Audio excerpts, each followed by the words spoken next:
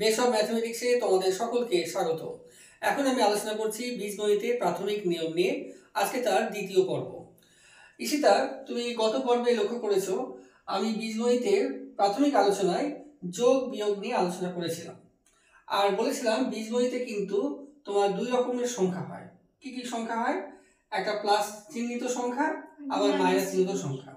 এর আগে যখন তুমি পাটিগণিতে অঙ্ক করেছো তখন কি মাইনাস চিহ্নিত সংখ্যা কি ছিল? ছিল না, কিন্তু বীজগণিতে সেটা আছে। তাহলে বীজগণিতে যদি থাকে মাইনাস চিহ্ন যুক্ত সংখ্যা, তাহলে নিশ্চয়ই যোগ বিয়োগ তাহলে একটু আলাদা হবে। তো সেই নিয়ে আজকের অঙ্ক। তো এখানে কিন্তু তোমার দুটো সূত্র আগের দিন আলোচনা করেছিলাম, সেই সূত্রগুলো আবার বলছি। দেখো প্রথম সূত্রটা কেমন। যদি একই চিহ্ন হয় বলতে, যেমন ধরো এই 1 নম্বর অঙ্কে এখানে লিখেছি -2 -5, অর্থাৎ 2 এর চিহ্নটাও মাইনাস, 5 এর চিহ্নটাও মাইনাস, তাই দুটোই একই চিহ্ন আছে। তাই এটাই বলছি আমরা একই চিহ্ন হলে। তো একই যদি চিহ্ন হয় তাহলে কি করতে হবে? যোগ করতে হবে।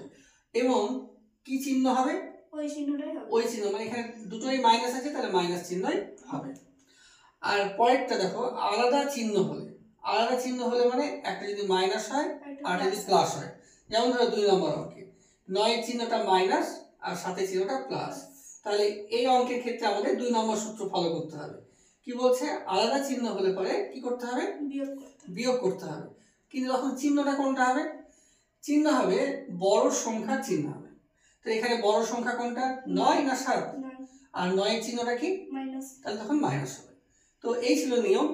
এবার আমি এখানে কয়েকটি অঙ্ক দিয়েছি, এরপর আরো কিছু অঙ্ক তোমাকে দিতে পারি। তো এই উত্তরগুলো, এই যোগ বা বিয়োগগুলো কি হবে তুমি একটু সূত্র একটু বলে আমাদেরকে বলবে। যেমন ধর প্রথম অঙ্কটা, তাহলে এখানে দুটো মাইনাস আছে, তাই মাইনাস হলে যোগ করতে হবে। তাহলে 2 আর 5 যোগ মাইনাস হলে যোগ করতে হবে কেন বলছো? মানে কোন সূত্র ফলো করছে? এক নম্বরটা যে একই চিহ্ন হলে যোগ করতে হবে, একই হলে যোগ করতে হবে। তো যোগ করলে কত হচ্ছে? যোগ করলে 7 হবে। আর চিহ্নটা কি হবে? চিহ্ন হবে যে চিহ্নটা আছে ওই চিহ্নটাই হবে। তাহলে লিখে দাও কি হবে? -7। গুড। আচ্ছা, পরের অঙ্কটা হচ্ছে -9 প্লাস 7। তাহলে এটা আমাদের কোন সূত্র ফলো করছে? 1 না 2? 2 নম্বরটা। 2 নম্বরটা কেন বলছো? 2 নম্বরটা কি বলছে? স্যার আলাদা চিহ্ন হলে বলেছে। তো এখানে দেখতে পাচ্ছি একটা মাইনাস একটা প্লাস, আলাদা চিহ্ন আছে, তাহলে এই সূত্রটাই হচ্ছে। তো তখন কি করতে হবে বলছে? বিয়োগ করতে হবে। হ্যাঁ, আর যেই সংখ্যাটা বড় সেই সংখ্যাটার চিহ্নটাই হবে। তাহলে করো। তাহলে এখানে এটা বিয়োগ করলে হচ্ছে 9 থেকে 7 বিয়োগ করলে হচ্ছে 2, আর 9 চিহ্নটা বড় তাই হবে -2। গুড। আচ্ছা, তাহলে একরকম ভাবে পরেরটা। তাহলে এখানে বলেছে +5 আর +3, তাহলে এখানে দুটোই একই চিহ্ন আছে, তাই প্রথমের নিয়মটা হবে। তাই এখানে 5 আর 3 যোগ করলে হবে 8, আর এই যে চিহ্নটা আছে ওই চিহ্নটাই বসবে, তাহলে হচ্ছে +8। গুড। তারপরটা বলছে +9 -5, তাহলে এখানে দুটো আলাদা চিহ্ন আছে, তাই 2 নম্বর সূত্রটা হবে। তো এখানে এটা বড় আছে, +9টা বড় আছে, তাই এই 9 এর মানে প্লাস চিহ্নটা হবে আর বিয়োগ করতে হবে এখানে। তাহলে 9 থেকে 5 বিয়োগ করলে হবে 4, আর এই চিহ্নটা বসবে তাই হবে +4। গুড। পরেরটা হচ্ছে +5 -5, তাহলে এখানে দুটো আলাদা চিহ্ন আছে, তাই এখানে বিয়োগ করতে হবে। তাহলে এখানে 5 থেকে 5 বিয়োগ করলে হচ্ছে 0, আর যে চিহ্নটা আছে ওই চিহ্নটাই বসবে। কিন্তু এখানে তো চিহ্ন তো আলাদা আছে। হ্যাঁ, আলাদা থাকলে পরে চিহ্নটা কি বলেছে? বড় সংখ্যার চিহ্ন হবে। তো এখানে তো বড় সংখ্যা কিছু নেই না, আর আমরা জানি যে শূন্য কোনো চিহ্নই হয় না। তাহলে এখানে প্লাসও দিব না, মাইনাস দেবো না, তাহলে কি দেবো? 0। আচ্ছা, এটা তো হলো। এবার আমি তোমাকে আরো কয়েকটা অঙ্ক দিচ্ছি। কিন্তু বীজগণিতের অঙ্ক যখন করব তখন আমাদের যেমন সংখ্যা থাকে, বীজগণিতে দেখবে এক্স, পি, এই ইংরেজি অক্ষরগুলো আমরা ব্যবহার করি। তো সেইগুলো ব্যবহার করলে পরেও যোগ বিয়োগ কেমন হবে সেটা একটু দেখি। কয়েকটা অঙ্ক দিচ্ছি তোমাকে। -5p -2p, এটা কত হবে করতে হবে তোমাকে।